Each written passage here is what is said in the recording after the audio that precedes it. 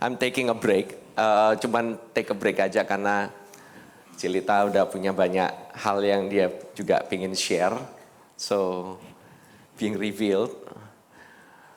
Meskipun kadang-kadang itu kita, as a preacher, kita ini juga sometimes we feel like kita ini perlu di-feed. Kadang-kadang gitu, kita feedingnya dari mana ya, gitu ya istilahnya. Kita kan bingung gitu. Kalau misalnya, sometimes I envy you, Saya suka ngiri sama kalian gitu. Karena apa? Kalian bisa duduk, habis itu menikmati, makanan yang enak gitu, yang udah disediakan gitu. I wish I was there. Bukan cuma di depan aja, tapi I really wish that I was there gitu.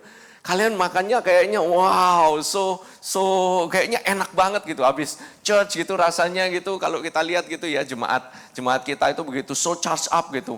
Pagi-pagi ngantuk, malah ada yang bisa sampai tertidur kadang-kadang di ruangan ibadah, by the anointing. Kadang-kadang bikin you lay me down in the green pastures. Benar-benar di sini ya, banyak padang yang berumput hijau. Jadi sampai makan kenyang, ketiduran, sampai benar-benar tidur gitu ya.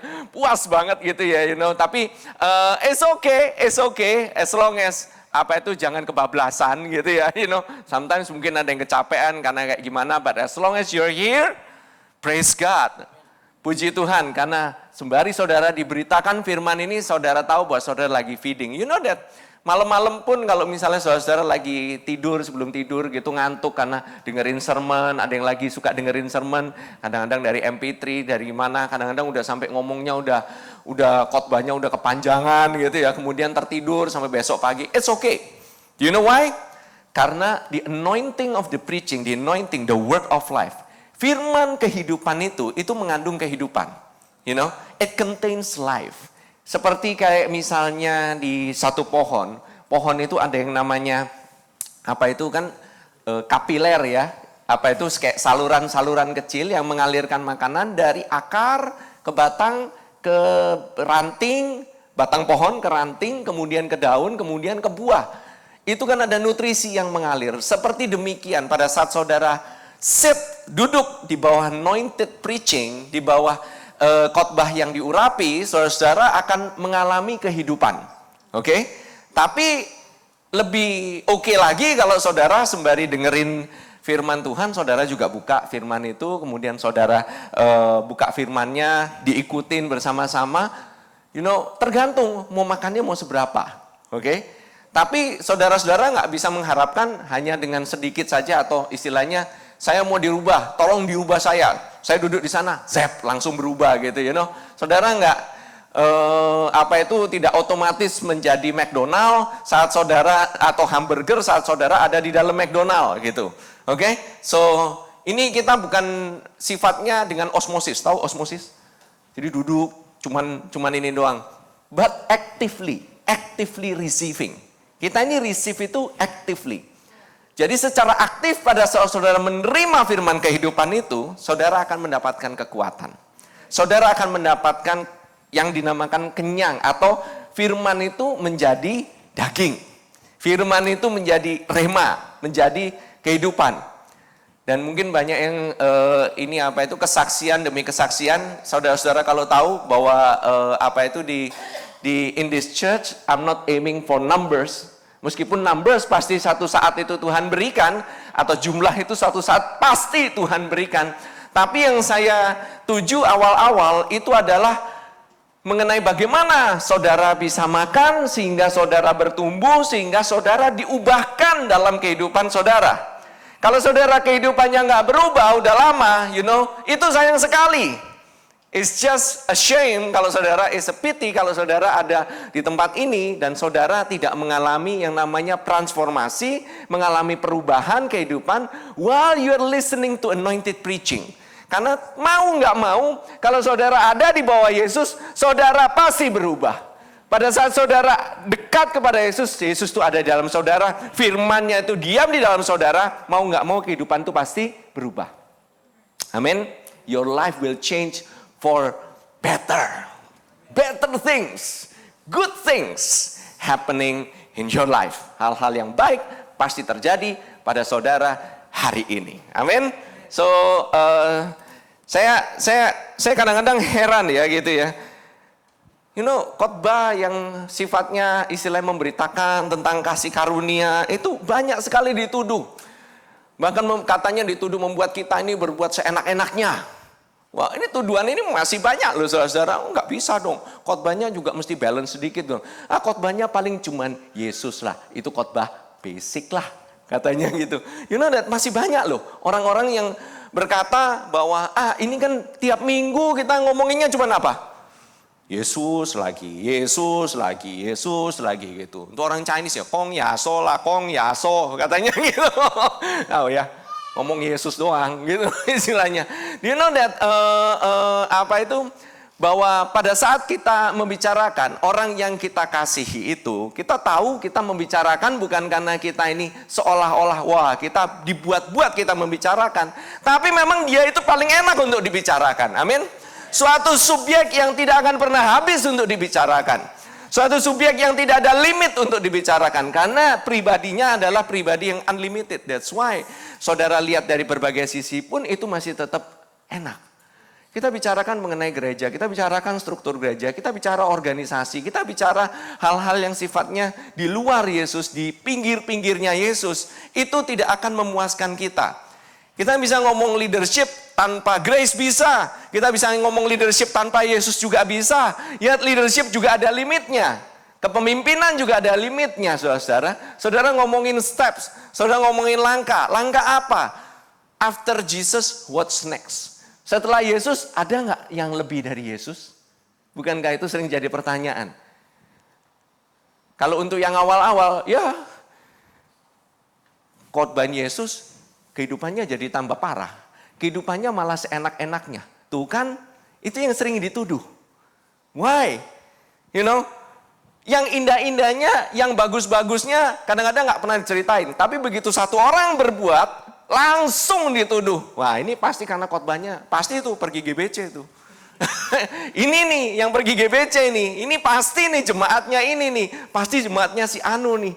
Yang khotbahnya itu, yang kasih karunia, Yesus doang itu loh. But bahwa ini sebenarnya percaya apa enggak? Ini sebenarnya suatu penghinaan, Ini penghinaan loh. Yesus yang karyanya begitu indah, yang karyanya begitu sempurna di atas kayu salib, yang begitu luar biasanya, dia itu mengorbankan dirinya, memberikan segalanya, di dalam dia itu contains all things, dalam dia itu terdapat segala sesuatu berpusat dari dia. Tetapi dia memberikan segala-galanya untuk saudara dan untuk saya. Dengan karyanya yang sempurna dan tidak bercela di atas kayu salib. Saudara masih bilang, there is more. Itu menghina loh. Menghina Tuhan Yesus. Betul? Kalau dengan pemberitahuan seperti itu, bilang dengan pemberitaan kabar baik seperti ini, terus dibilang bahwa orang ini tambah buat dosa seenak-enaknya. Memangnya kalau di bawah hukum Taurat nggak tambah buat dosa? Mau dibicarakan lagi gitu? Nah, ini seolah-olah kita menyatakan bahwa gini loh, Yesus itu, dia itu sudah memberikan karunia-Nya, dia membawa kita keluar dari sistem Taurat, kemudian diberitakanlah kasih karunia, kemudian untuk membawa kita kembali ke dalam Taurat. Ironis kan? Sedangkan jelas-jelas kalau memang hukum Taurat itu bisa buat kita lebih suci, bisa buat kita lebih hidupnya benar, mendingan kita diam di hukum Taurat aja, jangan mengalih kepada kasih karunia, benar toh? Tapi karena manusia itu udah sampai pada limitnya, gak kuat karena beban hukum Taurat, makanya kita perlu get out from it. Harus ada yang menolong kita untuk keluar. Amin. Nah, Tuhan kita itu, jalan Tuhan itu lebih baik daripada jalannya dunia. Jalannya Tuhan itu adalah jalan daripada kasih karunia. Roma 6, coba kita baca deh sama-sama. Roma 6 ayat 14. Ini jelas ya. Kita udah ngomongin tiap minggu, kita udah bahas tiap minggu gitu ya. Roma 6 ayat 14. Sebab apa? Kamu tidak akan dikuasai lagi oleh dosa karena kamu tidak berada di bawah hukum Taurat, tetapi di bawah kasih karunia. Amin pastor, amin, benar. Memang kalau kita tidak akan kuasai lagi oleh dosa. Kalau kita di bawah kasih karunia. Tapi ada yang bilang, ini masih ada aja yang menerjemahkan. Tuh kan, kamu kan sudah di bawah kasih karunia. Harusnya kamu nggak berbuat dosa lagi dong. Kenapa kok orang balik-balik? Suka banget ngebalik-balik. Baca yang benar lagi. Read it, oke? Kita ini tidak akan dikuasai lagi. It means sudah tidak bisa lagi, it's an impossibility. Adalah suatu kemustahilan bahwa kita dikuasai lagi oleh dosa apabila kita berada di bawah kasih karunia. It's a statement of impossibility. So, kalau kita masih dikuasai di bawah dosa, kesimpulannya adalah bahwa kita tidak di bawah kasih karunia. Harusnya demikian dong. Kenapa kok terjemahannya beda? Orang Kristen kan gitu, balik-balik gitu ya, suka dibulak-balik. Justru kan kamu kan udah kasih karunia nih. Katanya dengerin Grace, dengerinnya JP, Koyudi. Lihat tuh kehidupannya, banyak dosanya. Itu manusia. Jadi kesimpulannya, kalau saya khotbahin mengenai kasih karunia terus, kalau saudara mengalami kebanyak penguasaan dikuasai, saya boleh, kalau misalnya kita nggak ngomong dosa deh, kita ngomong dosa itu mungkin kelihatannya agak jauh gitu sama orang yang kelihatannya mukanya di sini cukup baik-baik ini. Kita ngomong hal yang sifatnya itu lebih mengena lah di kehidupan. Akibat dosa adalah maut kan? Maut itu termasuk apa aja? Sakit penyakit. Oke? Sakit penyakit itu biasa diawali dengan gejala. Betul kan? Gejala sakit penyakit itu biasanya kita dapat karena hasil tes. Benar toh? Tes dokter lihat, waduh, level ini ketinggian nih. Waduh, level ininya, waduh, gawat nih, gawat. Pasti kebanyakan makan martabak manis. Ada aja gitu ya. Atau ini, wah ini kedagingan ini. Saya kemarin dikirimin loh. Saya baru kepikir gitu. Ini luar biasa ini. Jemaat GBC ini luar biasa sekali. Saya bilang, saya baru kepingin makan coto Makassar. Tahu ya? Ada yang suka. Ada yang doyan, it's my favorite food, Saya bilang saya pasti akan broadcast di sermon saya, beneran. Baru kepikir, apa yang tidak saya pikirkan maupun saya doakan, toto nyampe di meja makan. I mean like, Lord help me Lord to enjoy this blessing. Really enjoying the blessing, gitu. Tapi detik saya mulai mikirin, aduh, ini gimana ya? Banyak loh yang nanya sama saya, Pastor pernah ngecek nggak? Pernah diagnosa nggak? Di dokter, banyak men yang nanyain. You know that, saya pernah cerita juga, saya pernah tahun lalu, awal-awal tahun saya ngetes untuk asuransi ya, ini untuk asuransi kesehatan aja, untuk rumah sakit gitu loh istilahnya. Saya nggak lulus, karena salah satu, dibilangnya di liver saya ada lemak. Oke? Mungkin karena macam-macam, bilangnya karena kecapean, karena kurang olahraga gitu. Ya itu mungkin benar kali. Saya olahraga mulut loh, olahraga perut. Saya rasa itu keluar energi juga. Terus habis itu, it's hard to hang out with the people of GBC yang loving banget gitu. Ngajak pastornya setiap kali, ayo pastor makan sini, ayo kok makan sini, ayo gitu. Siapa tuh yang kemarin ngajakin ke PIK? Nah, ini nih saya waktu tahun lalu itu divonis itu istilahnya fatty liver. SGPT, SGOT ini nggak bener ini, ngaco gitu. Yang lain-lain normal, cuman itu aja. Yap. Dibilang 6 bulan lagi kalau misalnya oke gitu ya nanti bisa dapat asuransinya, udah boleh daftar gitu, Saya coba lagi bulan kedua, bulan ketiga saya ngetes, minum obat, saya lihat, waduh, saya cek sendiri masih tinggi aja, masih angka merah begitu.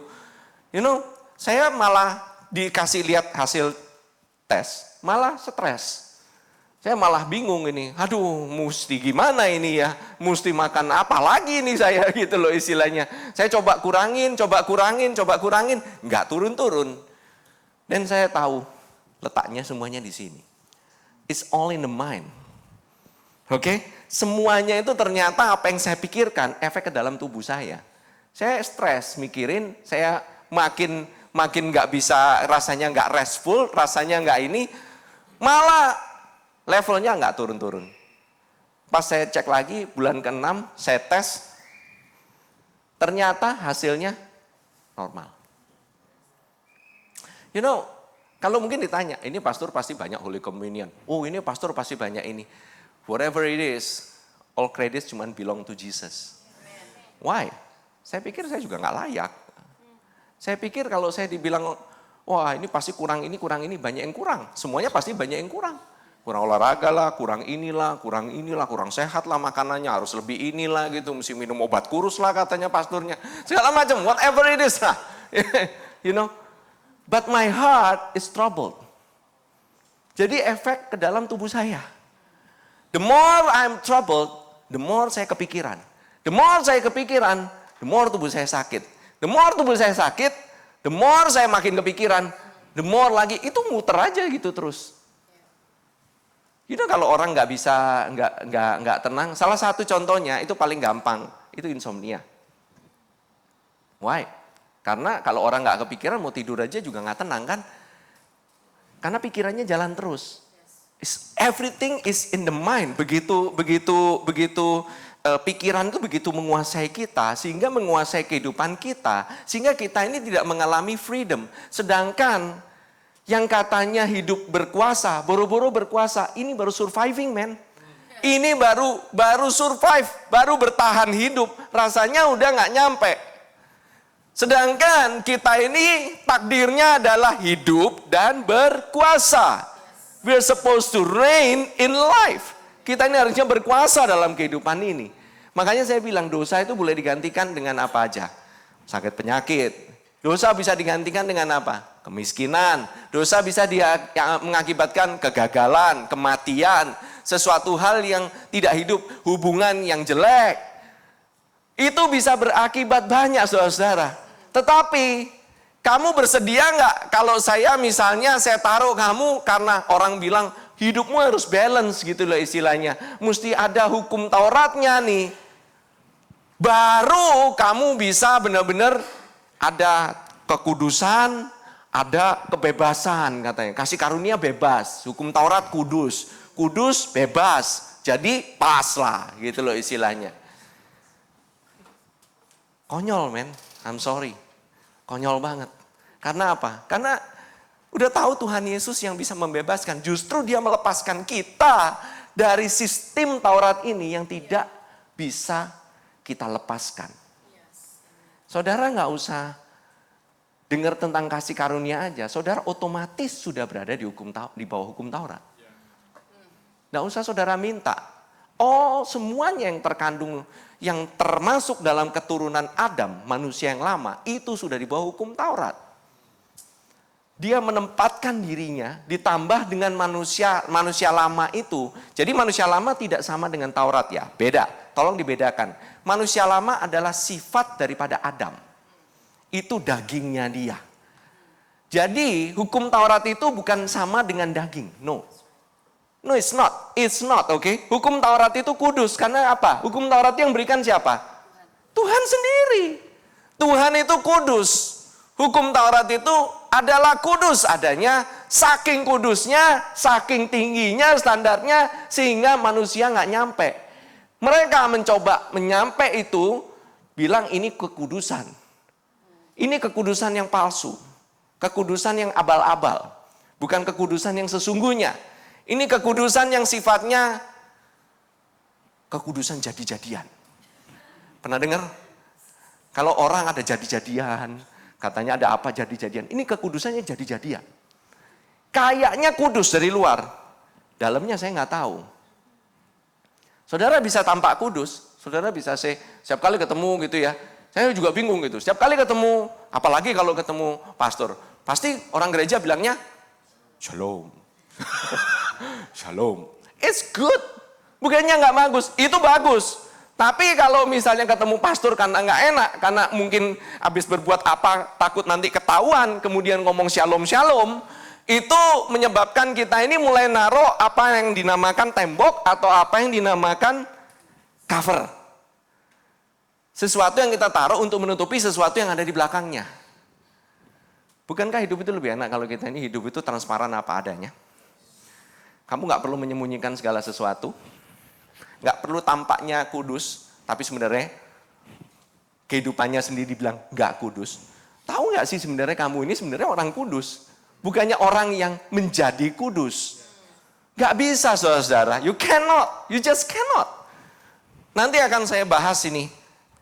You know why? Saya punya beban.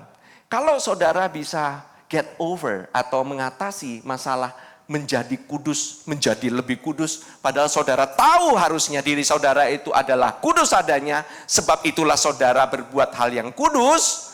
Maka saudara ini nggak ada lagi barrier antara saudara dan Tuhan. Karena yang bikin barrier itu harus dibuka dulu. Baru yang namanya Tuhan dan kita itu benar-benar nggak ada jaim-jaiman.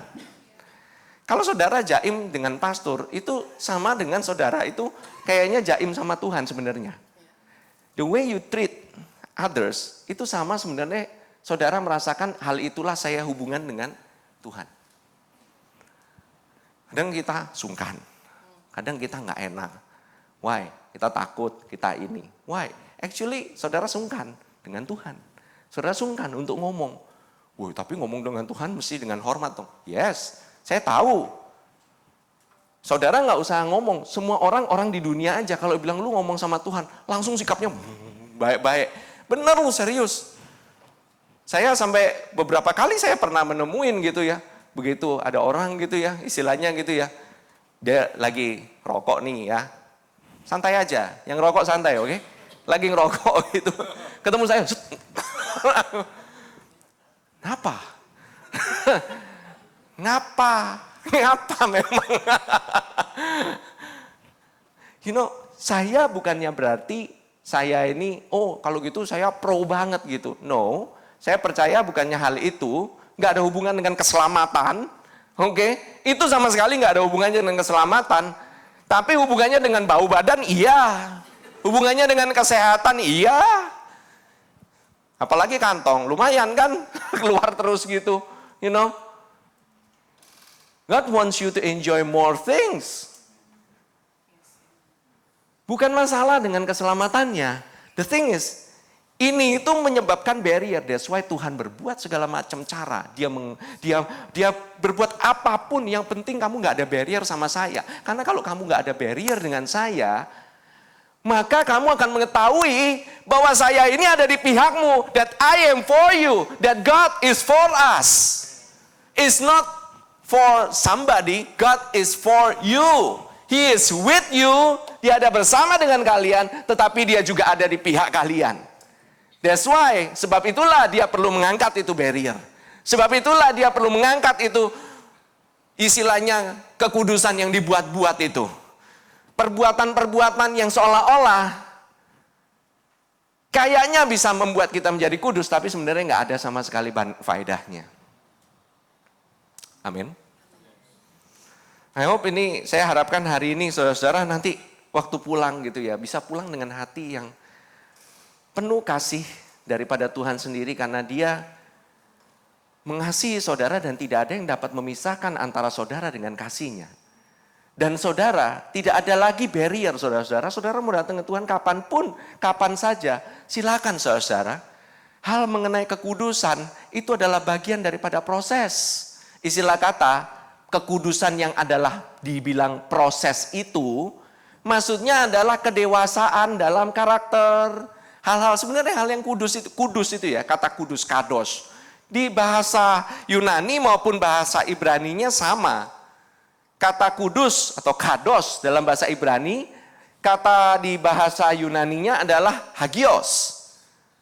Hagios itu adalah terpisah atau set apart. Dipisahkan. Dikhususkan. Oke? Kalau saudara di rumah, saudara punya makan biasanya ya. Makan pakai piring gitu ya. Piringnya itu kan biasa-biasa gitu ya. Pakai piring yang saudara pakai gitu. Kadang-kadang mau piring plastik lah, piring beling lah, pokoknya piring biasa. Tapi saudara kedatangan tamu yang spesial gitu. Itu namanya China yang ini ya, apa itu piring-piring yang mahal pasti keluar semua tuh. Perangkat-perangkat, tekonya cantik, segala macam gitu ya. Teko cantik keluar semua itu, oke? Nah, itu barang dikhususkan untuk tamu yang spesial. Nah, demikianlah juga halnya dengan kekudusan. Sebenarnya kekudusan itu bukan adalah kamu itu set apart. Kamu itu spesial. Kamu itu sudah dipisahkan, dikuduskan oleh Tuhan sendiri. Dan kekudusan itu bukanlah sesuatu yang istilahnya bisa menjadi proses. Dalam artian menjadi proses adalah sama seperti bayi itu tidak menjadi lebih manusia. Dia itu sudah manusia, tapi dia tidak menjadi lebih manusia kalau dia tambah dewasa kan. Dia hanya bertambah dewasa saja. Dia makin mengerti siapa dirinya. Kalau saudara makin mengerti siapa dirimu di dalam Kristus, di hadapan orang, saudara dianggap makin kudus. Karena siapa dirimu di dalam Kristus, itu bukanlah apa yang kamu perbuat, tetapi itu adalah jati dirimu. Jati dirimu itu adalah berbuat sesuatu yang baik. Jati dirimu adalah kamu itu berkorban. Jati dirimu adalah kamu itu tidak mementingkan keinginan sendiri. That's you. Jati dirimu, kamu tuh gak serakah. Tetapi kalau masih ada yang namanya sisa-sisa daripada manusia lama, that's an old habit. Itu adalah sisa. Hanya sisa, saudara-saudara. Nanti caranya saudara semakin saudara nanti ini kita sama-sama nanti kita bahas ya. Yuk. Pertama kali buah roh aja, itu saudara tahu diawali dengan apa? Kasih, sukacita, damai sejahtera, betul? Kalau saudara nganggap lebih kudus, kemudian yang keluar dari dalam itu bukan kasih tapi rasanya sebel. Kemudian bukan sukacita, adanya itu makin lama makin grudging gitu ya, makin gak restful. Habis itu gak ada damai sejahtera pula, rasanya tertekan gitu. Saudara tahu itu saudara sebenarnya bukan menghasilkan buah roh. Tetapi itu sebenarnya saudara sudah berada di bawah sistem yang namanya sistem Taurat. Sistem hukum Taurat. Itu adalah sinyal, tahu nggak? Jadi kalau mau lihat dari buahnya, ketahuan. Kalau kita ngalamin kasih, kita ngalamin sukacita, lebih lagi, kita ngalamin damai sejahtera, lebih lagi, kita nggak gampang khawatiran, kita nggak gampang rasanya sedih, sebel, segala macam. Itu bukan dibuat-buat, tahu nggak? Itu tuh lahir dengan sendirinya, dari dalam.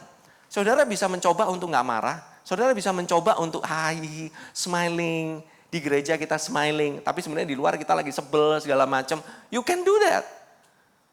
Saudara bisa bikin cover, tapi itu nggak akan mengubah kehidupan saudara. Yang mengubah itu kalau ada dari dalam. Yang terjadi dengan sendirinya, ngalir kasih. Setelah kita ada dari sini, kita ngalamin firman Tuhan, kita ngalamin yang namanya firman yang menjadi daging, kita bisa mengalami Yesus. Kasih itu makin kita aware, makin kita sadar akan Yesus, bukan sadar masalahnya, dan tahu-tahu buah itu ada sendiri. Tahu-tahu saudara ngalamin yang namanya kasih. Tahu-tahu saudara ngalamin lebih sukacita. Tahu-tahu saudara ngalamin lebih damai. Itu nggak usah dibikin-bikin, lahir dengan sendirinya. Kuncinya effortlessly. Kalau transformasi, saudara ngalamin, saudara sadar banget akan perubahan. Oh, saya sadar nih perubahan ya. Wow, saya jadi lebih sabar gitu ya. Saya jadi ini, kemudian disebutin ke orang lain gitu ya. Ini mungkin saudara masih sadar diri. Saudara nggak sadar Kristus, saudara sadar diri. Mungkin saudara lebih sadar akan perubahannya. Karena kau pakai kasih karunia untuk mencapai perubahan. Padahal kasih karunia itu bukannya alat. Itu kasih karunia itu paling enak itu untuk dinikmati, saudara-saudara. Kasih karunia itu untuk diperbincangkan. Kasih karunia itu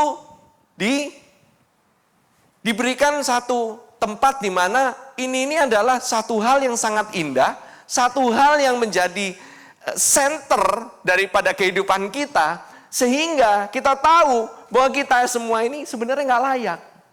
Sebenarnya hanya karena Yesus kita ini dilayakkan. Nggak ada satu orang pun yang bisa memegahkan diri kan. Nggak ada satu pribadi pun bisa ngomong saya lebih dari kamu. Nggak ada. Kalau saudara ngomong saya nggak bisa lebih dari kamu, saudara mesti ngomong siapa? Harus ngomong orang yang paling indah kan? Ya dong. Saya nggak bisa, kamu juga nggak bisa, semuanya juga nggak bisa. Tapi orang lain lihat saudara, kamu kok lebih rendah diri ya? Kamu biasanya ngomongnya sengak banget gitu. Datang-datang udah ngomong ini, ngomong itu, ngomong ini, ngomong itu. Bilang barang saya ada ini, barang saya ada itu. Tapi sekarang ya gitu, wah ngomongnya beda. Itu yang lihat orang lain. Saudara nggak sadar akan perubahanmu. Menurut saya percaya itulah the real transformation. Itulah perubahan yang sesungguhnya. Saudara mau ngalamin hal seperti itu? Ini saudara, ini saya ini kan ya. Nah, saudara, jadi kalau kita ini sebenarnya sudah kudus, kenapa kok Tuhan nyuruhin kita menjadi kudus? Itu kan sering pertanyaannya kan. Banyak kan orang juga nanyain. Nih ya, Dr. Martin Lloyd Jones, oke? Dr. Martin Lloyd Jones ini pernah mengatakan demikian. Saudara, saya bacakan bahasa Inggrisnya, nanti saudara dengerin bahasa Indonesianya ya. Holiness is not something we are called upon to do in order that we may become something. It is something we are to do because of what we already are. Oke, saya terjemahkan bebas ya. Kekudusan itu bukan sesuatu yang kita ini dipanggil untuk melakukan supaya kita ini bisa menjadi sesuatu atau menjadi kudus itu. Ini adalah sesuatu yang kita lakukan karena kita ini sudah kudus. Beda motivasinya bukan? Yang satu seolah-olah belum kudus. Kita berusaha melakukan kekudusan supaya jadi kudus. Bahkan ada pelajaran-pelajaran bagaimana untuk supaya menjadi kudus dan lebih kudus. Ada seminarnya, saya tahu. Saya pernah hampir disuruh ngajar. Seriously. Ujung-ujungnya semua adalah melakukan hal-hal yang sifatnya supaya kelihatannya jadi lebih kudus. Apakah hal-hal yang dilakukan itu baik enggak? Baik. Tapi enggak ada hubungan dengan statusmu.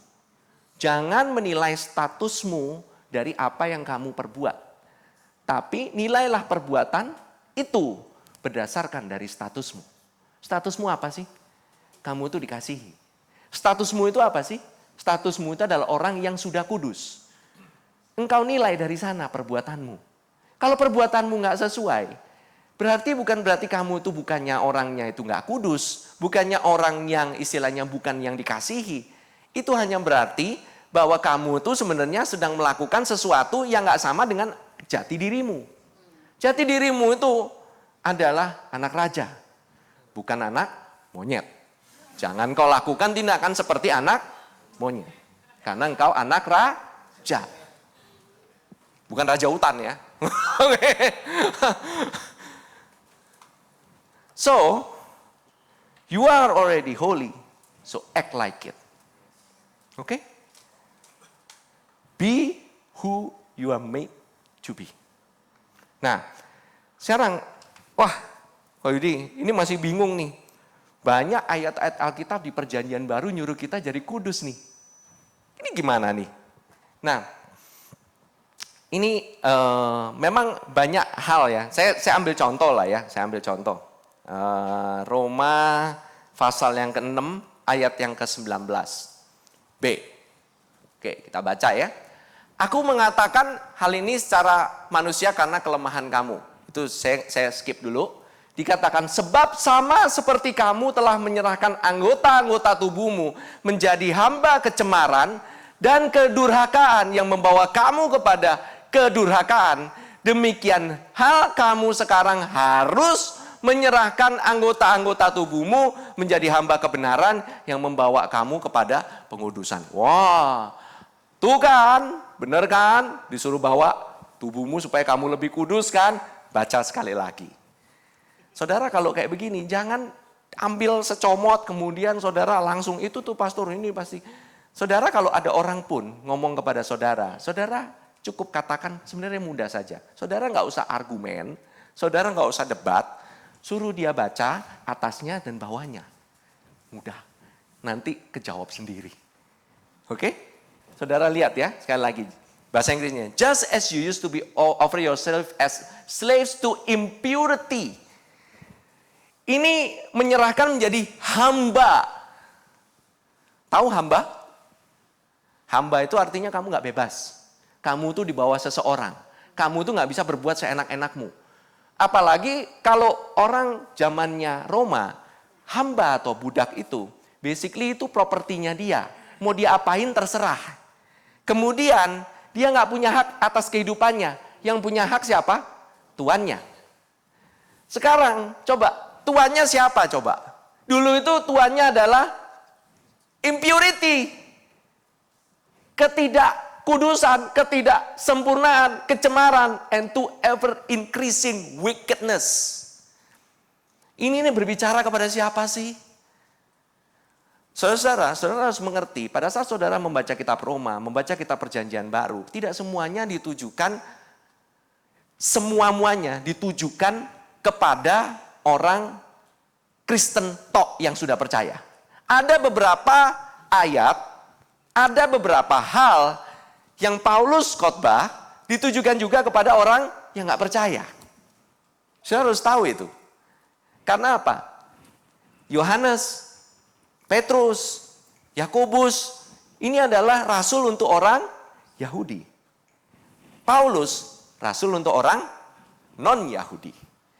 Nah, kitab Matius itu diperuntukkan untuk orang Yahudi. Itu adalah genealogi Yesus. Dia dimulai dari raja. Oke? Keturunan raja. Dan yang mengerti akan hal itu adalah orang Yahudi. Yesus raja orang Yahudi. Dia berasal dari keturunan orang Yahudi. Dia mengerti tata caranya orang Yahudi. Jadi, saudara-saudara kalau jadiin satu semuanya dianggap ini semua untuk orang percaya. Nanti saudara-saudara bisa bingung. Ada yang dikatakan, hai kamu pendosa.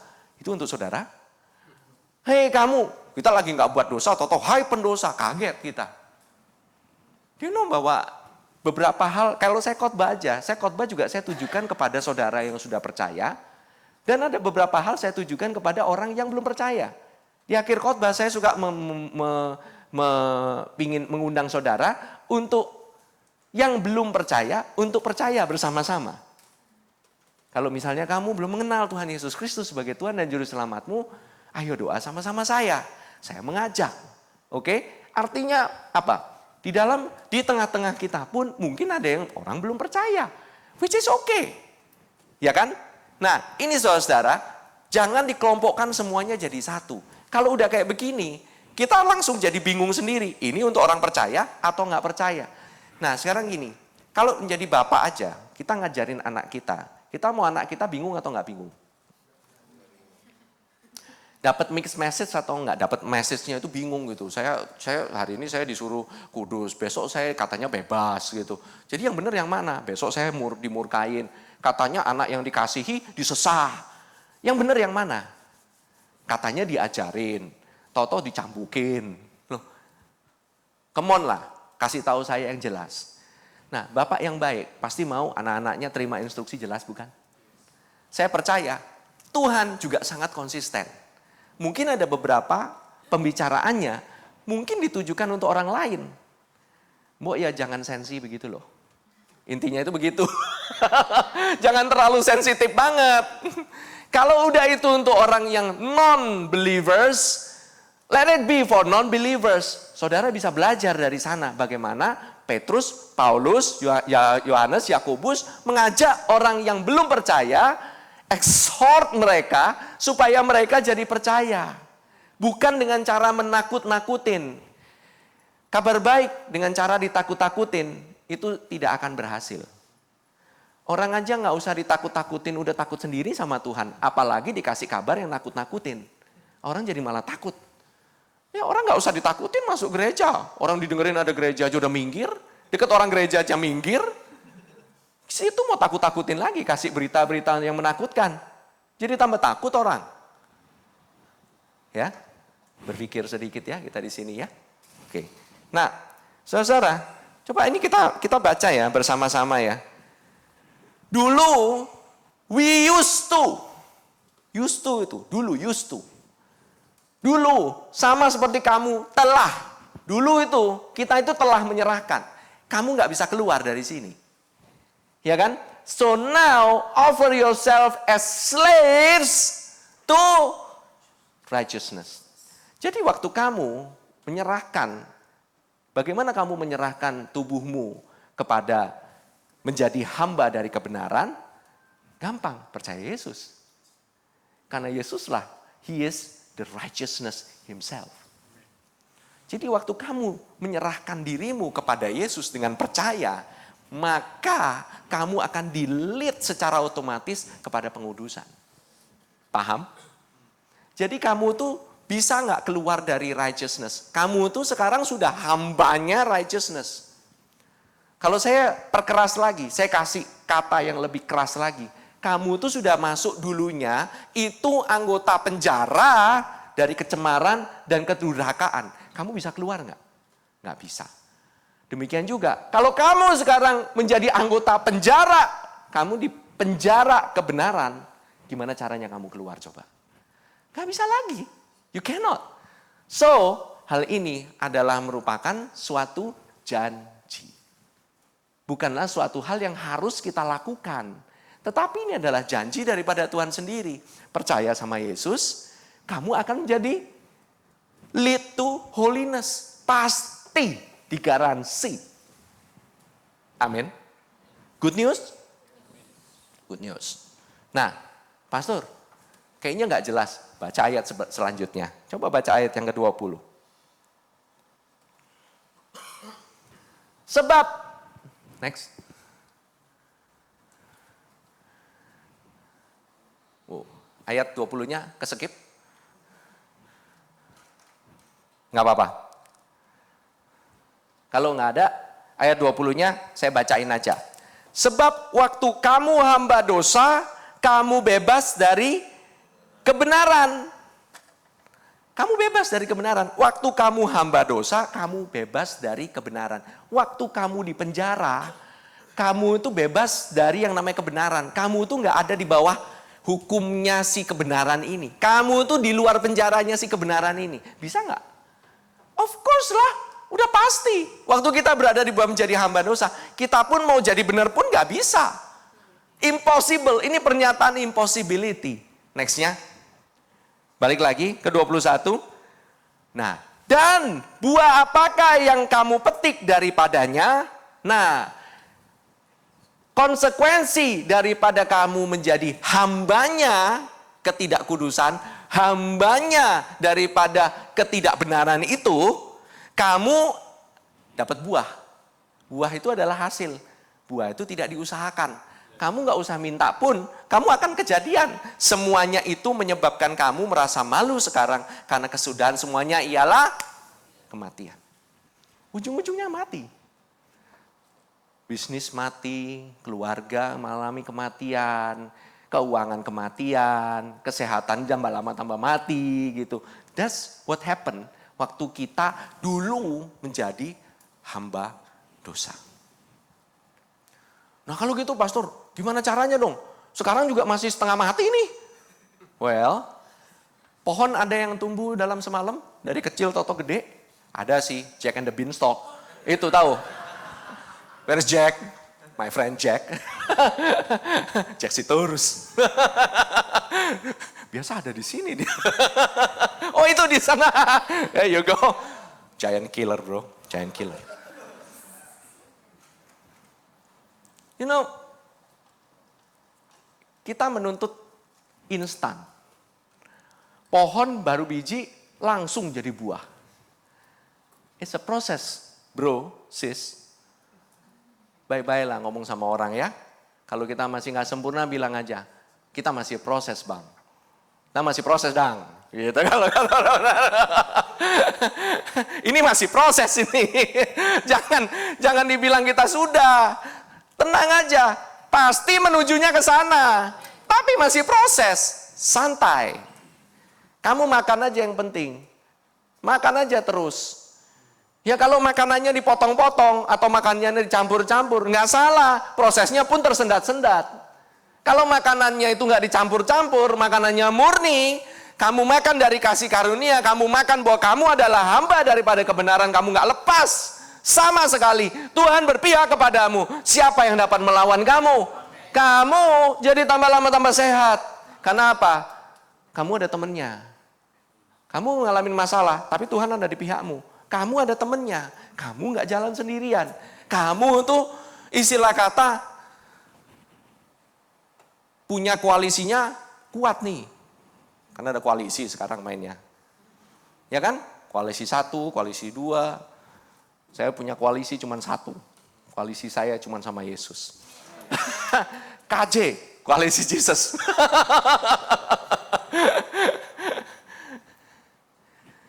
Ahli keuanganmu mungkin bisa bikin kamu gagal. Ahli ekonomimu mungkin bisa bikin kamu gagal. Presiden pun mungkin bisa bikin kamu itu gagal atau bikin kamu itu kecewa. Orang tetap bisa bikin kamu kecewa. Sistem caranya juga bisa bikin kamu kecewa. Tapi Yesus, dia tidak akan buat kamu itu gagal sama sekali. Tidak akan bisa dia buat kamu itu gagal. Amin. Now, saya teruskan. Tetapi sekarang,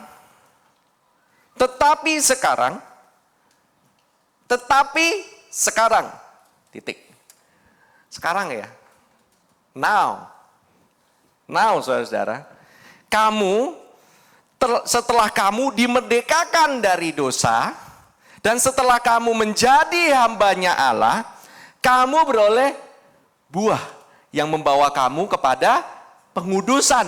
Dan sebagai kesudahannya ialah hidup yang kekal. Kamu di bawah sistem yang satu ini, kamu hidup yang kekal. Kamu di bawah sistem yang satu, kamu itu akan hidupnya mati. Mengalami kematian. Tinggal pilih aja, maksudnya itu pilih.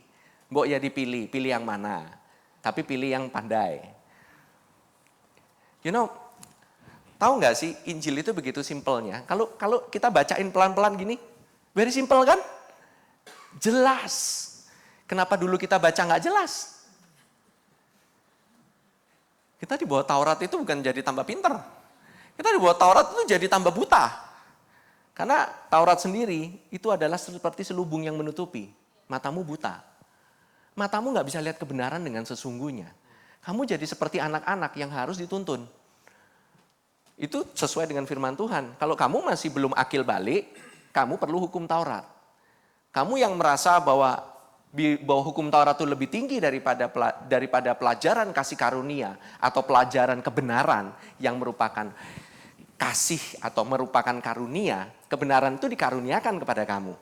Bukannya suatu pekerjaan, bukannya pekerjaan kebenaran, tetapi hadiah kebenaran. Oke? Itu artinya kamu kalau udah mengerti, baru bisa kamu belajar mengenai hadiah kebenaran. Belajar dari mengenai kasih karunia, itu butuh kedewasaan. Belajar hukum Taurat, nggak usah. Tiap hari saudara duduk, mulai dari SMP, mulai dari TK, SD belajar. Harus berbuat baik kepada sesama. Hormati orang sesama manusiamu. Kalau ada pahlawan, harap dihormati. Ini, belajar mengenai kepahlawanan. Saudara nggak usah belajar kepahlawanan dari Alkitab. Tuhan Yesus belajarnya Patimura sama Diponegoro, lebih gampang. Ngapain susah-susah ke gereja? Betul? Iya kan? Saudara, benar tadi apa yang si Fedri ngomong gitu. Mau belajar kepahlawannya Daud. Ya ampun, jauh-jauh amat Daud. Ya kita hidup aja sehari-hari. Ya kan? Ada Imam Bonjol, ada Patimura, Diponegoro. Ini saudara belajar aja sendiri itu PMP. PPKN katanya sekarang. Bukan PMP. Nggak usah jauh-jauh. Moral. Itu kalau saudara mau dapetin gampang. Saudara cuma lihat aja, saudara lakukan. tapi tidak akan mengubah kehidupanmu. The thing is, yang bisa mengubah kehidupanmu, itu adalah roh yang ada di dalam. It needs the Spirit to change you permanently from inside out. Maka dari itu dengerin kasih karunia. Saya nggak capek-capek ngomongin tiap minggu, hari lepas hari, ketemu orang. Orang semua nanya solusi kan. Mau konseling nanya solusi, ini nanya solusi. Saya cuma punya satu solusi. Kamu nanya sama saya, nanya sama leader saya, semuanya. Mereka akan kasih kamu cuma satu solusi loh. Oke? Cuman Yesus. Karena Yesus yang solve semuanya. Kalau mereka coba-coba kasih solusi, mereka yang harus selesain. Mereka pilih mana? I think leader saya lumayan pinter lah. Mereka nggak mau juga gitu. Mereka udah lihat pastornya. Dulu belajar dari pastor gitu. Mencoba memberikan solusi dari dirinya sendiri. Nggak dapat. Konseling, saya belajar nih dari GBC Ambon nih, pastornya. Konseling cuma mau butuh sekali. Dia bilang, sekali kalau nggak beres, berarti mau benar-benar Tuhan aja nggak mau kerja di dia, saya coba-coba. Nggak bisa. Sekali aja cukup, kata dia. Sekali cukup ya Pak, Bu, gitu. Ini cuma saya lakukan sekali. Kamu dengerin saya atau enggak? Gitu aja. Kalau dia nggak dengerin sekali, lain kali belum tentu mau didengerin kamu. Kamu cuma istilahnya cuma jadi tempat curhat doang. Sebenarnya butuh tempat curhat. Cuman mau ngomong, aduh sakitnya tuh. Sebenarnya cuman mau ngomongnya begitu. Cuman mau ngomong doang. Kadang-kadang saya cuman kalau pas lagi konseling, seriously, saya cuma duduk, diam, dengerin aja. Just dengerin. Nanti habis ngomong lagi, toto keinget tentang Tuhan Yesus, ya Tuhan Yesus baik, habis itu nangis gitu. Selesai sendiri. Enak kan? Jadi pastor bisa menjadi pekerjaan yang paling berbahaya untuk kesehatanmu atau menjadi pekerjaan yang paling memberkati. It just depends how you see it. Oke. Haleluya. Oke. Kita terusin ya. Oke, next ayat yang ke-23. Baru finalnya apa? Dari tadi ngomongin buah. Yang satu buahnya kematian. Ini diomongin lagi, tapi bukan sebab buah dosa, enggak. Upah. Coba saudara pikirin, kenapa upah? Itu karena ada sesuatu yang dikeluarkan atau di effort yang harus dikeluarkan. Kamu bekerja untuk itu. Sesuatu yang kamu kerjakan tidak dengan iman, itu dosa. Betul? Jadi sebenarnya kamu khawatir aja, itu kamu udah dapat upah. Karena kamu udah berdosa. Upahnya khawatir itu maut. Mautnya nggak langsung maut, mati. Tapi kalau kamu khawatir, kamu stres, kamu nggak bisa tidur, kamu nggak tidur 1 hari, oke. Nggak tidur 2 hari, coba nggak tidur seminggu. Lama-lama mati. Bener loh? Nggak usah lama-lama, gitu loh. Tetapi ini kan yang sering disebutkan sebab upah dosa ialah maut. Kalau udah khotbah, sebab upah dosa adalah maut. Ya, siapa yang berbuat dosa? Baca semuanya, tolong dibaca semuanya. Tetapi karunialah ialah hidup yang kekal dalam Kristus Yesus Tuhan kita. The gift. Hidup yang kekal itu jadi hadiah. Tahu karunia? The gift of God itu menjadi hadiah. Kalau yang satunya kamu kerja, yang satunya kamu dapat hadiah. Kamu pilih mana? Semua juga tahu, anak-anak dari kecil juga tahu. Siapa suka hadiah? Saya. Siapa mau kerja dikasih upah? Habis itu upahnya maut. Udahlah, kita baca Alkitab bodoh-bodohan aja ya. Nggak usah ini. Semua udah tahu. Kenapa kok nggak buah? Tadi bahas buah, sekarang bahas upah. Capek loh. In the system, di bawah sistemnya si dosa ini, di bawah sistemnya kejahatan ini, lebih capek. Kamu harus kerja untuk itu. You work for your whole life for it.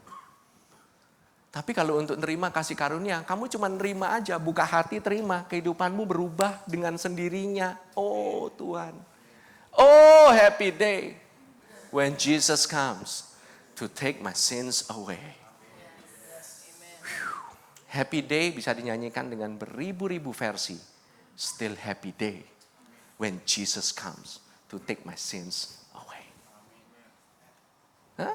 Itu lagu salah satu yang paling banyak versinya. Saya kemarin barusan ngobrol itu sama teman saya Zeti. Bener, Happy Day paling banyak versinya. Haleluya. Oke, next. Saya sekarang mau bawa begini. Saudara, tahu nggak saudara-saudara waktu di bawah sistemnya hukum Taurat, saudara itu nggak bisa keluar. So how to get out? How? Gimana caranya? Oke, kita baca nextnya, Roma. Today, hari ini saya bicara banyak mengenai Roma. Dari Roma 7 ya, saya cuma nerusin apa yang Cilita kemarin khotbahin. Oke? Dikatakan Roma 7, demikian aku dapati hukum ini. Jika aku menghendaki berbuat apa yang baik, yang jahat itu ada padaku. Ini masalah pergumulan dari Rasul Paulus, betul? Rasul Paulus loh bergumul kayak begini. Ingat, Rasul Paulus itu dia farisinya Farisi, ahli Tauratnya Taurat. Dia itu orang Romanya Roma, dia itu orang Yahudinya Yahudi, karena dia benar-benar dari suku Benyamin. Dan dia itu benar-benar istilahnya kalau kata orang mentok semuanya. Sebagai orang yang mentok kayak begini, dia itu struggling. Dia itu bergumul, dia itu berperang. Jadi saudara bisa bersuka cita. Karena Paulus saja mengalami kayak begini. Saudara kalau masih ngalamin, saudara itu juga istilahnya bagian daripada orang-orang yang sedang mengalami proses ini loh. Nah, tapi respon dia yang menyebabkan dia itu mengalami hal-hal yang luar biasa. Responnya apa? Sebab di dalam batinku aku suka akan hukum Allah. Benar. Orang kepingin melaksanakan hukum Allah. Orang itu kepingin menjadi lebih bagus dan lebih sempurna, lebih taat, lebih baik dalam kehidupannya. Pingin melakukan hal yang baik, tapi nggak bisa. Masalahnya karena hukum Taurat itu sifatnya seperti cermin. Cermin itu cuma bisa untuk menunjukkan, tapi dia tidak bisa mengubah kehidupanmu. Kamu mau lihat cermin gitu ya, cermin udah ngelihat, wah mukanya jelek, cerminnya dipecahin. Jangan begitu. Iya kan? Cermin bisa, saudara bikin cermin kemudian membersihkan dirimu, ambil cermin kemudian gini-gini gitu, sampai bersih mukanya. Nggak bisa. Cermin itu cuma menunjukkan, kamu ada cemong di sini, kamu ada cemong di sini, gitu ya. Dan cermin nggak bisa bohong. Kalau orang bisa ngerjain, itu tuh ada di sini, habis ada di sini, ada di sini gitu, main dibohongin aja begini-begini terus. Tapi kalau cermin dia nggak mungkin bohong, betul? Cermin itu kudus adanya, dia itu seperti hukum Taurat, standarnya tinggi, jangan diturun-turunin. Jangan kau menurunkan standar hukum Taurat, engkau bisa melakukan yang satu, tapi yang lain kamu tinggalin. Kalau kamu melakukan hukum Taurat, kamu lakukan semuanya. Mau lakukan 613, kamu lakukan secara sempurna. Begitu aja dulu, bisa apa enggak? Saya percaya Rasul Paulus bisa. Dia lakukan 613, tapi berapa lama? Makanya dia sangat bergumul. Sangat-sangat bergumul. Amin. Now, saya teruskan ya. Next. Tetapi di dalam anggota-anggota tubuhku, aku melihat hukum lain yang berjuang melawan hukum akal budiku. Dan membuat aku menjadi apa? Tawanan hukum dosa yang ada di dalam anggota-anggota tubuhku. Ini cocok dengan yang sebelumnya. Kamu jadi tawanan, kamu nggak bisa keluar. You are a prisoner. You know, saya pernah nonton seri. Ada yang pernah nonton serinya Prison? Yang orang Prison Break, sorry, bukan Prison, Prison Break. Satu season, satu musim, bagaimana caranya keluar? Gak keluar juga. Habis keluar masuk lagi penjara. Gak bisa keluar tuh. Namanya Prison Break, tapi gak pernah break dari prison. Bisa keluar masuk ke penjara yang satunya lagi. You know, that's how prison is. Prison itu tugasnya adalah mengurung engkau supaya engkau nggak bisa keluar. Kalau engkau dapat nih hari ini, bahwa engkau sebenarnya itu, engkau ini sudah dibawa keluar oleh seseorang, kamu akan mengerti bahwa sebenarnya kamu tidak bisa melepaskan dirimu sendiri dengan perbuatanmu, dengan perbuatan baikmu, dengan perbuatan yang engkau anggap perbuatan kekudusanmu. Berbuat kudus, baik. Tapi kalau berbuat kudus untuk mendapatkan sesuatu dari Tuhan, I'm sorry to say, kamu nggak akan lebih disayangi dari Tuhan. Engkau nggak akan lebih lagi menerima lebih banyak kasih karunia-Nya hanya karena kamu melakukan lebih. No. Kasih karunia itu diberikan itu satu. Semuanya udah diberikan kepada kamu.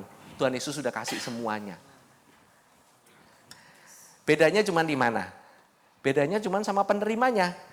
Yang satu menerima dengan sukacita, dia itu sangat mengucap sukacita dengan pemberinya.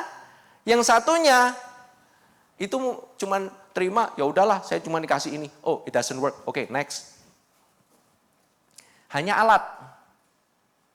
Padahal belum juga bekerja, udah langsung dilakukan yang lain.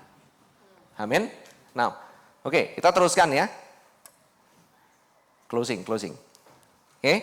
Dikatakan, aku manusia celaka. Kesimpulan Paulus, kesimpulannya si ahli Taurat, bukannya aku harus melakukan Taurat lebih lagi supaya aku tidak celaka. Enggak. Aku harus benar-benar lebih kudus lagi dalam kehidupanku. Enggak. Dia sudah menemukan kesimpulannya. Apa yang dia lakukan selama ini? Dia bilang, aku manusia celaka. Siapakah yang akan melepaskan aku dari tubuh ini? Puji syukur sama Tuhan, bukannya apa. Kalau Paulus ngomong, apakah yang akan melepaskan aku dari tubuh ini? Seminar kekudusankah? Hal-hal yang lebih baikkah? Membaca Alkitabkah? Berpuasakah? Mungkin aku berpuasa kurang banyak. Mungkin aku kurang berdoa syafaat kurang banyak. Mungkin aku kurang memberikan sedekahan kurang lebih banyak lagi. Mungkin aku belum ini. Mungkin aku belum itu. You can do that. And start the whole circle again dari pertama. Paulus sudah muter-muter, gak bisa keluar dari yang namanya prison of sin. Karena hukumnya itu lain. Makanya kalau masalahnya itu dengan hukum, saya dulu pernah ngomong ya, nggak tahu masih ingat apa enggak. Ada hukum, satu hukum yang tidak bisa kamu lawan, yaitu salah satunya itu hukum gravitasi, betul? Hukum di gravitasi itu nggak bisa dilawan. Mau siapa yang bisa lawan? Mau presiden? Kamu pikir kamu jadi lebih sakti, kamu bisa jadi hukum namanya barang dijatuhin pasti turun ke bawah. Bisa kamu lawan? Tahu yang bisa lawan siapa? Tuhan, betul. Tapi yang menjadi lawan daripada hukum gravitasi adalah hukum yang lain. Yang namanya hukum termodinamika. Atau hukum aerodinamika. Tahu kapal terbang? Itu hukum yang melawan hukum gravitasi. Jadi hukum harus lawan dengan hukum. Now, kita baca ya, teruskan ya. Siapakah? Dia ini nanya, ada hukum lain enggak? Siapakah yang akan melepaskan aku dari tubuh maut ini? Karena dia sadar, dia tidak bisa lepas dari hukum ini. Dia jawab, akan tetapi siapakah yang akan melepaskan? Next. Syukur kepada Allah oleh Yesus Kristus Tuhan kita. Jadi dengan akal budiku aku melayani hukum Allah, tetapi dengan tubuh insaniku, tubuh jasmani, aku melayani hukum dosa. Selama kita ada di permukaan bumi ini, dagingmu itu masih di bawah hukum dosa. Tetapi akal budi ini kepingin melayani hukum Allah. Kita mau bebas. Bertentangan pikiran, bertentangan dengan apa yang kita alami. Ini loh, mau berbuat baik, nggak bisa berbuat baik. Bertentangan terus. Next. Nah, ini dia solusinya. Ini dia solusinya. Sangat mudah ya ternyata. Demikianlah sekarang, tidak ada penghukuman bagi mereka yang ada di dalam Kristus Yesus. Now this is, mulai dari sinilah Roh Kudus mulai dibicarakan. Tahu nggak, Roma 8 sebelumnya nggak bicara sama sekali mengenai Roh Kudus. Berbicara mengenai kebobrokan manusia, berbicara mengenai kegagalan manusia, tidak ada solusi. Mulai dari Roma 8, inilah solusinya. Makanya Roma 8 ini adalah magna carta daripada the grace message. Demikianlah sekarang tidak ada penghukuman bagi mereka yang ada di dalam Kristus Yesus. Do you know, ketahuilah bahwa terjemahan aslinya itu ditambahin sebenarnya. Bagi mereka yang ada di dalam Kristus Yesus, terus di belakangnya itu ada tambahannya. mereka yang hidup menurut hukum roh. Mereka, itu tuh di bahasa Inggrisnya saudara bisa cek sendiri. The thing is, untung bahasa Indonesianya, demikianlah sekarang tidak ada penghukuman. Nggak bisa di situ saja, karena harus ada orang. Bagi mereka yang ada di dalam Kristus Yesus. Puji syukur bagi Tuhan. Tidak ada lagi yang menghukum kamu. Kalau nggak ada yang menghukum kamu, dan apa yang kira-kira kamu bisa lakukan? You are free. You are a free man. Kamu itu orang yang bebas. Kamu tidak lagi dihukum. Hukum harus dicabut dengan hukum yang lain. Hukum apa? Roh yang memberi hidup telah memerdekakan kamu dalam Kristus dari hukum dosa dan hukum maut. Dua sistem ini jadi satu. Ini kelihatannya cukup basic. Kita kelihatannya sudah sering. Nih coba next. Do you know that the real word-nya itu bukannya roh? The law of the spirit of life. You know, kata aslinya itu. Karena apa? Hukum harus dilawan dengan hukum. Hukum gravitasi yang mengikat kamu. Yang tidak bisa menyebabkan kamu keluar. Yang menyebabkan kamu merasa, Tuhan gak pernah berpihak pada saya. Karena Tuhan pasti hukum saya. Karena saya selalu berbuat sesuatu yang gak baik. Ini gak baik, itu gak baik. Saya udah marah tadi pagi. Saya udah ngomel-ngomel. Gara-gara telat bangun, saya diomelin. Saya sebel, saya pengen ngomelin balik. Gitu. Hati saya udah khawatir, hati saya udah stres, hati saya udah marah-marah. Bawaannya pengen nonjok itu orang. Udah gitu pas lagi jalan gitu. Di depan angkot nggak minggir-minggir. Lagi mau jalan cepet-cepet gitu. Aduh, angkot ngetem melulu gitu. Kayaknya pingin terusin aja gitu. Nothing. Hukum itu dibalas sama Tuhan dengan hukum roh yang memberikan kehidupan. Kamu sudah bebas. Kamu gak lagi perlu merasa tertuduh. Sebab Tuhan ada di pihakmu. Saya ingin skip dulu.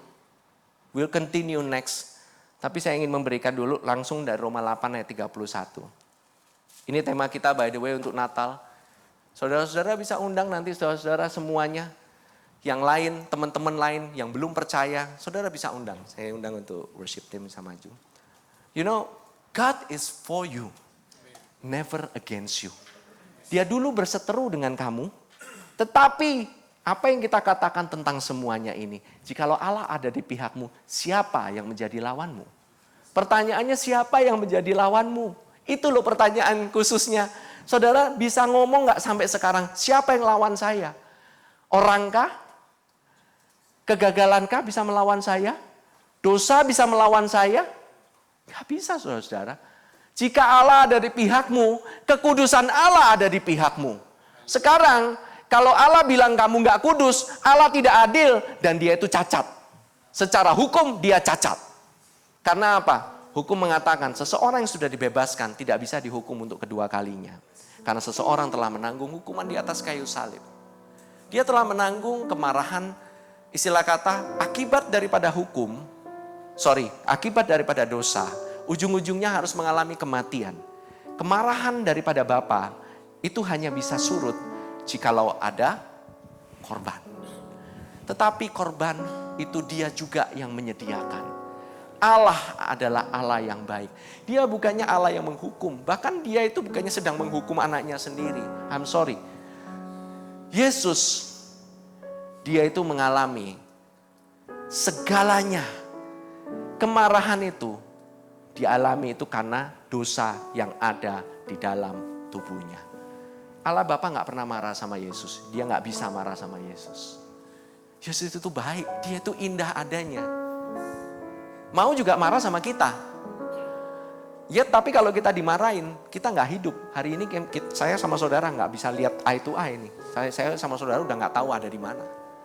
Tapi ya Allah sudah menghabiskan kemarahannya semuanya. Di atas kayu salib, disedot semuanya. Yaitu dia hukum di dalam tubuhnya Yesus. Dia menghukum dosa pada tubuhnya Yesus. Sekali untuk selama-lamanya. Once and for all. Korban cukup sekali. Jadi saudara, kalau engkau dalam kehidupanmu, kau masih merasa terhukum, kau masih merasa Allah tidak ada di pihakmu, hari ini engkau metanoia, hari ini engkau berubah pikiran. Amin. Saya mengimbau saudara-saudara, bukti sudah saya berikan bahwa Allah, Dia ingin saudara-saudara mengalami kekudusan, Dia ingin saudara mengalami hal yang baik. Saya bacakan sedikit Roma 8 ayat 30, yang sebelumnya bro. Yang sebelumnya. Dan mereka yang ditentukannya dari semula, mereka itu juga dipanggilnya. Dan mereka juga dipanggilnya, mereka itu juga dibenarkannya. Dan mereka yang dibenarkannya, mereka itu juga dimuliakannya. Gimana caranya orang Allah tidak berpihak kepadamu? Dia sudah manggil kamu, Dia sudah membenarkan kamu, Dia bahkan yang memuliakan kamu. Gimana caranya Allah bisa tidak ada di pihakmu? Dia bukan hanya bersama-sama dengan kamu, tetapi Dia berada di pihakmu juga. God is for you. God is for your health. God is for your well-being. God is for you. Allah itu ada di pihakmu senantiasa. Dia nggak pernah berpihak ke pihak yang lain. Kamu berbuat salah saat ini, kamu masih jatuh bangun, kamu dalam proses, Allah tetap dalam pihakmu. Allah selalu ada di pihakmu. Kalau kamu berasa seperti ditinggalkan, bukan berarti Allah tidak dalam pihakmu. Dia tetap masih ada di pihakmu. Kamu gak bakalan bisa kalah, saudara-saudara. It's an impossibility. Suatu statement impossibility. Ujung-ujungnya kamu pasti menang. Cuman prosesnya ya jatuh bangun kadang-kadang. Saya pun masih mengalami hal demikian. Amin. Haleluya. Saudara-saudara, kita nikmatin aja kasih daripada Tuhan. Karya terbesar dalam hidupku, pengorbananmu yang selamatkanku. Engkaulah harta yang tak ternilai, yang ku miliki dan ku hargai. Yesus, Engkau ku kagumi.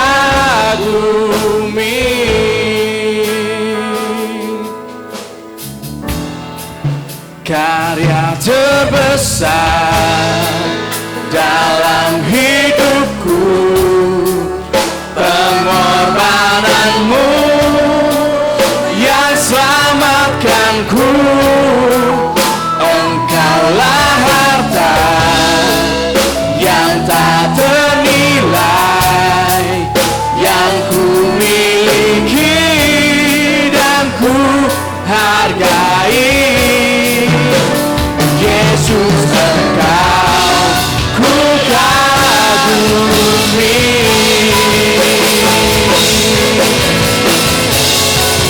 Karya terbesar dalam hidupku, pengorbananmu yang selamatkanku. Engkaulah harta yang tak ternilai, yang ku miliki dan ku hargai. Yesus, Engkau ku kagumi. Yesus, Engkau ku kagumi. Yesus, Engkau ku kagumi.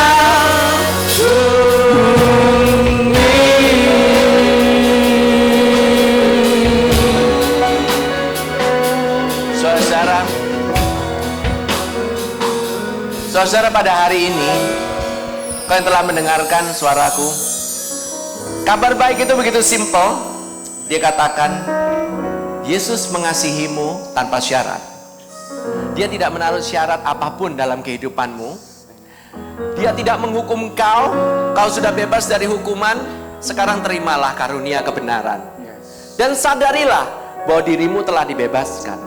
Sadarilah bahwa engkau adalah anak Allah. Amin. Sadarilah bahwa engkau bukan lagi yatim piatu, engkau tidak ditinggalkan.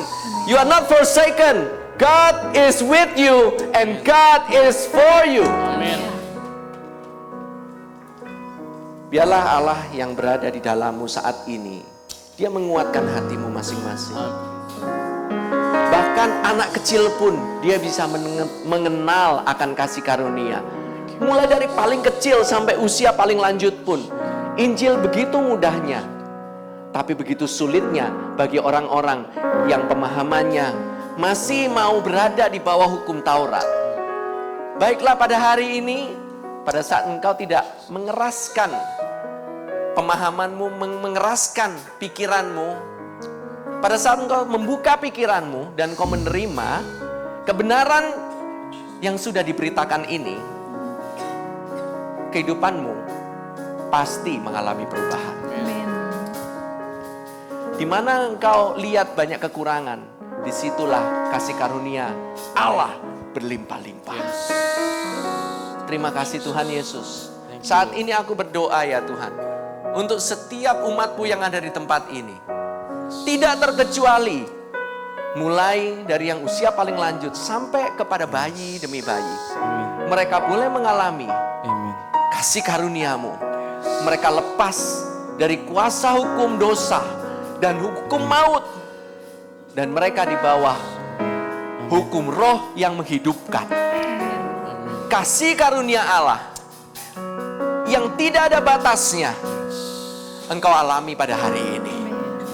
Dalam pekerjaanmu, dalam kehidupanmu, dalam keluargamu, dalam keuanganmu, dalam bisnismu, dalam hubunganmu dengan anak-anakmu, dalam hubunganmu dengan orang tuamu, dalam hubungan suami istri. Allah sungguh mengasihimu. Terima kasih Tuhan. Terima kasih Tuhan.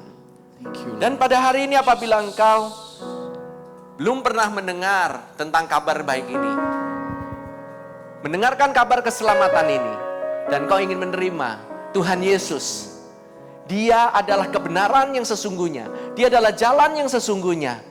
Di dalam Dia terdapat seluruh kehidupan. Saudara-saudara bisa mengikuti doa saya. Terima kasih Tuhan Yesus. Aku mengucap syukur, pengorbananmu di atas kayu salib sempurna dan tidak bercelah.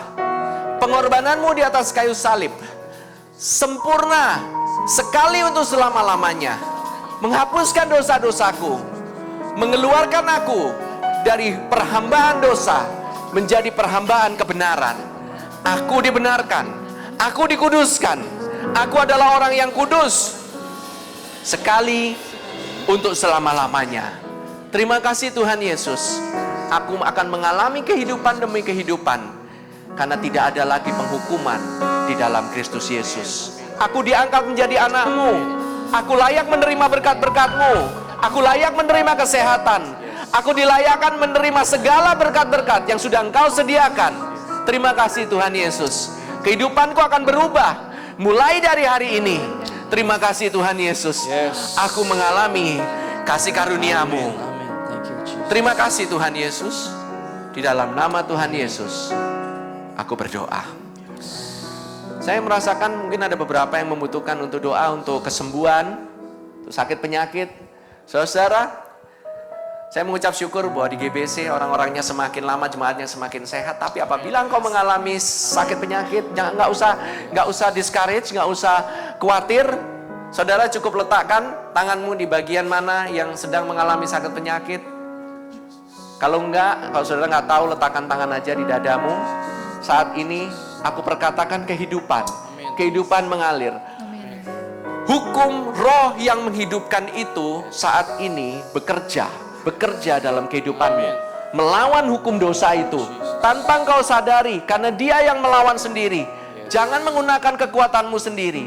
Jangan berusaha untuk mendapatkannya, karena engkau telah mendapatkan kesembuhan itu 2000 tahun yang lalu di atas kayu salib.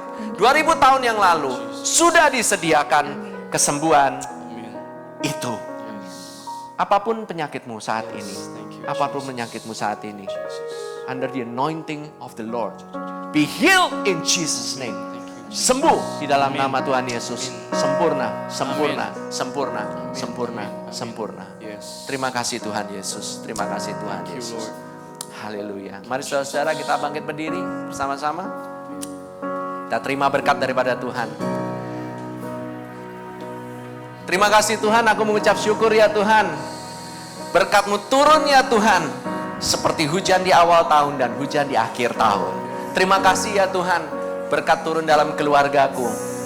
Engkau telah memberkatiku. Dan Engkau akan melindungiku senantiasa. Dan Tuhan selalu menyinarkan wajahnya kepadamu. Dan Dia memberikan kepadamu kasih karunia-Nya yang berlimpah-limpah.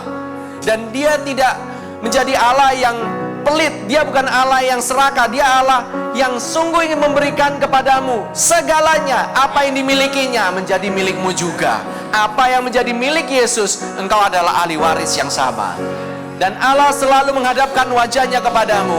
Dia tidak pernah memalingkan wajahnya daripadamu. Terima kasih Tuhan Yesus. Pengorbananmu di atas kayu salib sungguh luar biasa dalam kehidupanku. Dan biarlah engkau mengalami damai sejahtera yang berlimpah-limpah. Karena tidak ada lagi penghukuman di dalam Kristus Yesus. Di dalam nama Tuhan Yesus Kristus, yang menerima berkat ini katakan amin. Selamat hari Minggu. Silakan berfellowship. Happy Sunday.